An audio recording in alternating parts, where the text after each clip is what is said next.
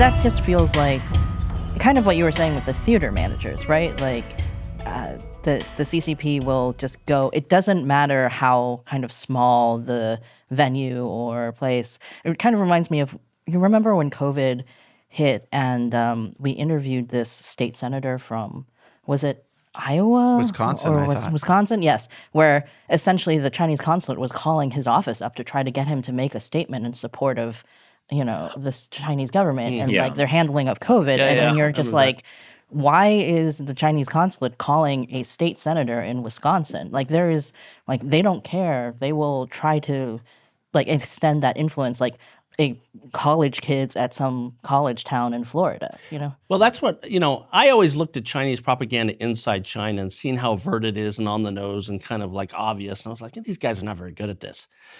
I've realized over the years they're actually quite good. They're tailoring to an audience. That propaganda that they've done in China for years is pretty much tailored to that audience. And I think what they know in the West is that it's a long-term game, and it's something you have to start at the grassroots. And actually, it's easier to get certain propaganda to have traction or intimidate people at the grassroots level, the small college, the small city council, these sort of low-level folks, and that will build. And indeed, that's to some extent what's happening, and it's very much what they're doing. Because I kind of tend to think of like the Communist Party's attempts at propaganda in the U.S. to be really ham-fisted. Right. But those are just maybe the ones we see. Right? Exactly. Like we see all the dumb statements they make, like, that was totally a weather balloon only for meteorological purposes. And like nobody believes that. Or you look at right? China Daily putting out these like really, like that James Bond skit that they did that everybody was making fun of. And then you're like, oh, I was so embarrassed by how bad that video was that like I basically couldn't watch it. But that's the ham-fisted stuff, right? So what you're saying is like that actually, like, there's a huge amount that is working really well and is not ham-fisted and is like kind of just penetrating at a really subtle level. And it's done with a very clear sense for what will trigger people here, what people will latch onto without doing too much research, I would assume, like these college kids. Like one example, I'll give you another example. A couple of years ago, the New York Times did a huge piece on various aspects of actually, they were going to some of the Epoch Times, but they also pulled in Falun Gong. And it was a large piece. And included in that article was this reference to, I think the way they worded it is some people are concerned with the extreme beliefs of Falun Gong, which includes forbidding interracial marriage. And they have a link to what's their source. So you go through the source, it goes to an Australian article. And you say, what's the substance of that article? Well, it was just this one disgruntled girl who's quoting the Chinese government. And that leads back to the Chinese government's English language webpage on the Chinese consulate website. And that's where they have a whole breakdown of Falun Gong is racist and this is why they're racist. That's the sum total, the source. So you can see how they sort of just have to put it out there and people will bite. And then it kind of becomes circular. And then eventually the New York Times picks it up. And but why would the New York Times do that? Like, why would they only stop at if you can trace that Australian article back to some state-run media, why didn't the New York Times? Well, the most prestigious paper in America. That's.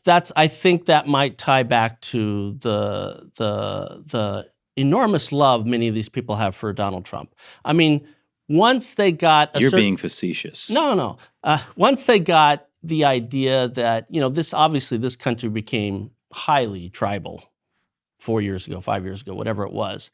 And I think just it's whether you're a senior editor at the New York Times or whoever you are, if there's some whiff of you're in this tribe versus that tribe, it's going to have people jump on the issue without perhaps doing too much research. It was Levi. I'm sorry to have to tell you that it was 8 years ago now. Oh boy, yeah, but it was very interesting. How old am I? Let's not answer these questions. But yeah, it was very interesting to see the effect Trump had in the like the Chinese diaspora community or the Chinese activist community in the United States, because a lot of the message was Trump was, an evil racist. But then in the Chinese community, a lot of Chinese activists, like I remember, well, maybe I won't. Well, we had them both on, Zhou Fengsuo and I can't remember who the name of the other guy. Oh no. You shouldn't have started this. I know.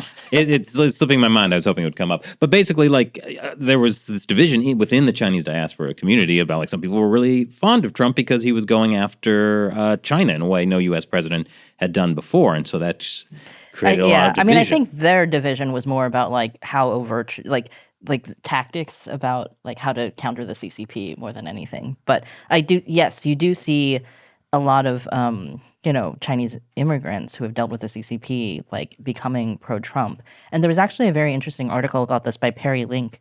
I think it was in the New York Review of Books, which I felt like was actually a very understandable deep dive into this phenomenon where he wasn't judging people for it. He was essentially saying, look, if you want to understand why this is happening, perhaps you should look back on U.S. policy towards China during the last, like, 4 administrations and see kind of what a failure it's been and how it's disappointed, Chinese Americans. And then you can kind of understand why, like, people were really cheering this completely different in-your-face approach towards the CCP. And, like, the New York Times decades nary a peep about organ harvesting as an example of a major China issue.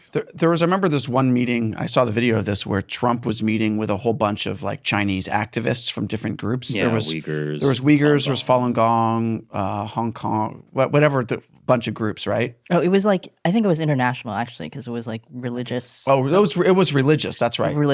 Victims of religious repression. Yeah, but there were, like, a bunch of Chinese people, including Uyghurs in that because they're currently in China. But, like, I thought that was interesting. I don't know whether Trump was doing that because he truly cared or because he wanted to make a political statement or whatever. It's kind of irrelevant why. But the fact is that there were a lot of people who saw that and they're like, oh, that's actually, like, a really positive thing. And that makes me feel good that he's meeting with members of my community, whether it's Uyghurs or any of the other groups.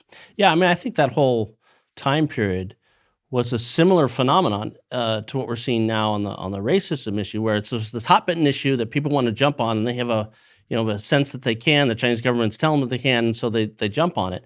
I think you saw that with the Trump years because, as you pointed out, there was a whole section of the Chinese diaspora in general that was embracing not necessarily the man, but the policy on China. Just very specifically the China policy, very, too. very, very specific. And I think, honestly, Falun Gong kind of just got lumped into that. And because there was this murmur from the Chinese government for years about, oh, this is kind of a cult, honestly, I think people jumped on it and said, okay, the Chinese people, there's a whole section of the Chinese people that are supporting Donald Trump, but these guys are being called a cult by the Chinese government. Let's go after these guys because now we can link Trump and cult. Great. It's this whole tribal mentality. And it's, if you think about it, it's, how ridiculous is it to think, Falun Gong is practiced in 100 countries around the world. I would think a vast majority of those folks don't know about Trump or don't everybody care. knows about Trump. Well, I don't know. Like I don't small know. tribes living in the Togo, Amazon, Africa. they know about I get Levi's point. Like, for most of the people in the world, like, Trump is not, like, the immediate. It's a non-factor. It's just not part of their lives. They don't care. They probably couldn't tell you what political party he supports. Certainly couldn't tell you what his platform was, what he said, what he hasn't.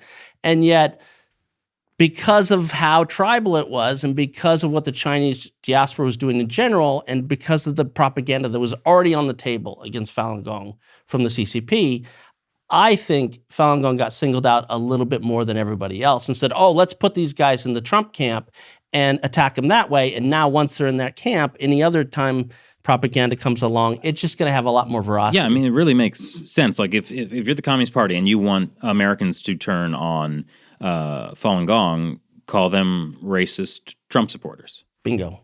I mean, I do think that it's also easier to, in a way, point at a group and demonize that group for liking Trump versus if you're like Chinese Americans like Trump, that makes them bad. That's a little dicey, right? Because then, It's because it's like an ethnicity rather rather than like, oh, an organization. And then you're like, well, this organization, what do we know about them? Like, and then that CCP propaganda comes into play. But in some ways, you saw the same thing with Cuban Americans in Florida, where like there were a lot of articles written about like, why do Cuban Americans support Trump? And like, the Latino white supremacists. Yes, exactly. And the black white supremacists. Yeah. It's a stupid time we're living in.